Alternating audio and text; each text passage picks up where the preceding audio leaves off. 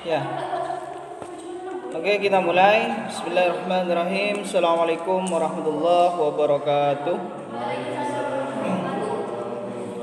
Alhamdulillahirabbil alamin. Wassalatu wassalamu ala asyrafil anbiya'i wal mursalin sayyidina Muhammadin wa ala alihi wa sahbihi ajma'in. Terima kasih saya sampaikan kepada mahasiswa jurusan Tadris Bahasa Inggris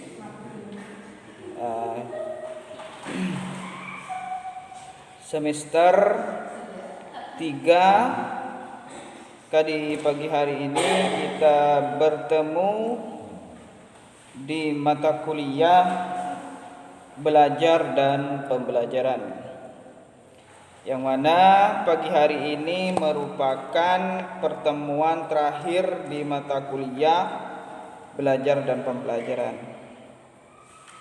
Seperti yang Bapak sudah sampaikan di minggu sebelumnya, bahwasannya hari ini adalah UAS kita seperti biasa, seperti yang semester sebelumnya, yaitu UAS dilakukan secara lisan, yang mana soal tersebut nanti Bapak ambil dari tugas yang sudah dikerjakan oleh mahasiswa yang sudah Bapak berikan pada saat pelaksanaan UTS kemarin. Itu ya. Dan juga harapan Bapak bukan hanya sampai di sini di mata kuliah belajar dan pembelajaran, tetapi dengan harapan mudah-mudahan apa yang sudah kalian dapatkan dari pertemuan awal dulu pada tanggal 29 September 2021 sampai di akhir Rabu tanggal 26 Januari 2022 ada 14 materi. Dan harapannya mudah-mudahan 14 materi ini bisa diresapi dan diinteraksikan oleh mahasiswa masing-masing di lingkungan masing-masing sesuai dengan kebutuhan kalian masing-masing, yang mana tujuannya untuk merubah atau mendongkrak sebuah problema permasalahan yang terjadi di bidang belajar dan pembelajaran. Nah, itu ya. Di mata kuliah belajar dan pembelajaran ini ada satu mahasiswa tidak bisa mengikuti UAS, yaitu saudara Anas Mertua Harahap. Ini tidak bisa mengikuti UAS dikarenakan ambil terminal atau cuti karena ada kegiatan atau pekerjaan mungkin ya, Allahu a'lam pekerjaan apa, karena ini yang mengurusi langsung ketua program studinya ya.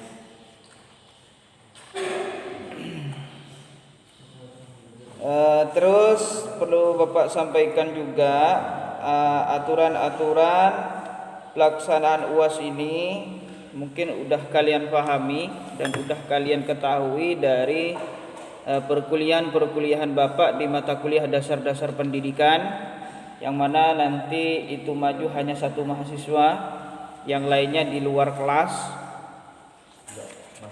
tidak boleh masuk di dalam kelas. Jadi silakan ditunggu di luar kelas untuk yang lain. Soal nanti terdiri dari 5 soal ya.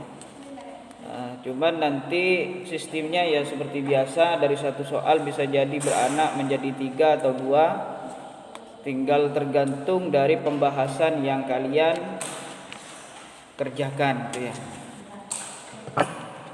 Jadi saya perlu sampaikan untuk saudari Bella, ini nanti membahas tentang teori belajar kognitif dan penerapannya dalam pembelajaran. Terus untuk saudara Perwendi, ini teori belajar sibernetik dan penerapannya dalam pembelajaran. Terus untuk Amel, teori belajar humanistik dan penerapannya dalam pembelajaran. Terus Rubaini, yaitu teori deskriptif dan teori perspektif.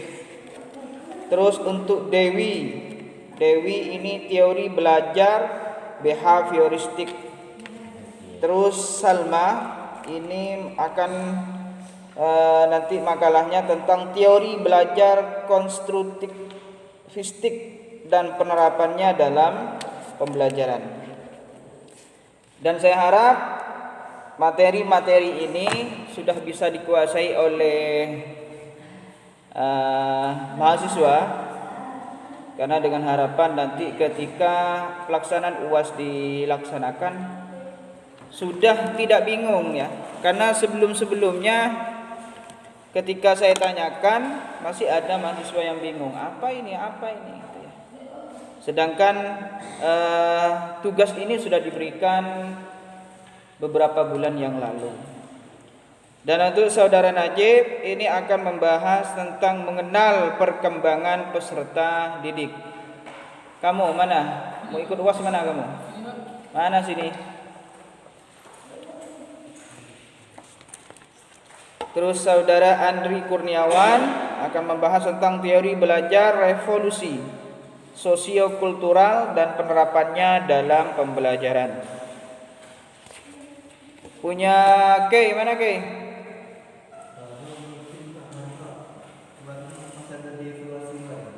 Nah, terus nanti UASnya mau gimana? Apa yang mau diuaskan? Di akhir gimana? Apa? Jam terakhir. Tidak, saya tanya kamu dari minggu-minggu sebelumnya kemana kok bisa belum di print? Kan saya berikan itu pas UTS. Udah. Untuk saya mengingat materi kalian satu-satu tidak mungkin ya. Kan saya sudah sampaikan pada mahasiswa yang mau tahu judulnya silakan tanya sama teman. Kalau malas tanya sama teman silakan lihat di blog saya. Itu ya. Silakan lihat di blog saya. Tidak sulit kok. Kalian buka WhatsApp kan sama saja dengan buka blog. Tidak lama. Asal ada kota. Itu ya. Juga saya sampaikan pada siapa namanya ini? Khairul Fatihin. Untuk Khairul Fatihin di mata kuliah belajar dan pembelajaran masih bisa ikut UAS. Karena hanya 2 kali. Izinnya 2 kali.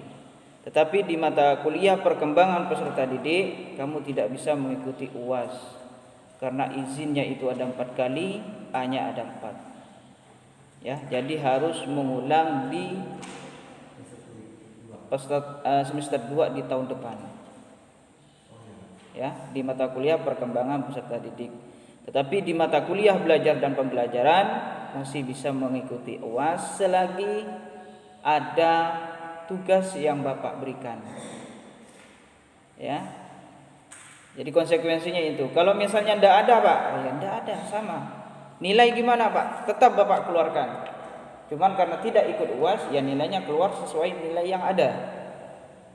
Bisa jadi tinggal dikalkulasi saja. Kalau E, ya harus ikut tahun depan juga. Tetapi kalau dimaksimalkan, tugas itu ada hari ini juga, pagi ini juga, maka kamu bisa ikut UAS dan nilainya akan keluar di mata kuliah belajar dan pembelajaran. Gimana? Masih mau ikut UAS? Konsekuensinya harus diselesaikan hari ini. Ya. 1, 2, 3, 4, 5, 6, 7, 8, 9 orang. Berarti kamu terakhir nanti ya. Terakhir, silakan kamu kerjakan tugas yang Bapak berikan. Silakan kamu print, terserah mau 1 rangkap ataupun 2 rangkap. 1 rangkap saja karena tidak mungkin kamu belajar. Boleh.